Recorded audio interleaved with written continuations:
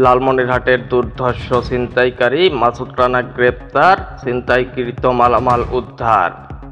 লালমনিরহাট জেলা গোয়েন্দা ডিবি পুলিশের হাতে ধরা পড়েছে বহুল আলোচিত একাধিক ছিনতাই মামলার আসামি মাসুদ রানা, বয়স 18 বছর।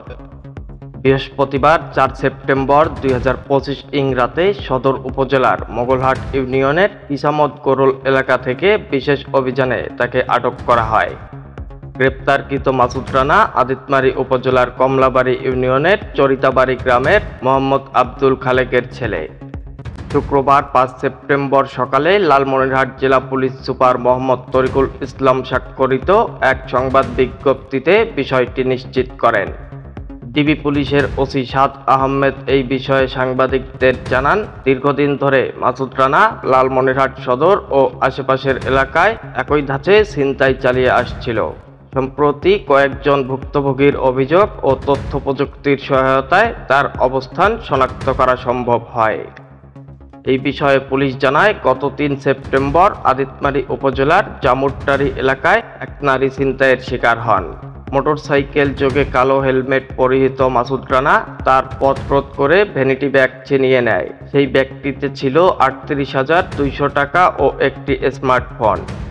গ্রেপ্তারের পর প্রাথমিক জিজ্ঞাসাবাদে মাসুদ রানা স্বীকার করে যে জেলার বিভিন্ন স্থানে সে একই পদ্ধতিতে একাধিক ছিনতাই করেছে।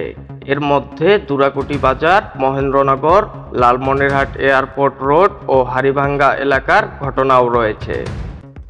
অভিযানে তার কাছ থেকে 3টি মোটরসাইকেল, 2টি হেলমেট, 1টি হাতঘড়ি, বিভিন্ন পোশাক, 3টি অ্যান্ড্রয়েড ফোন, 3টি বাটন ফোন এবং ছিনতাই হওয়া টাকার মধ্যে 28,200 টাকা উদ্ধার করা হয়।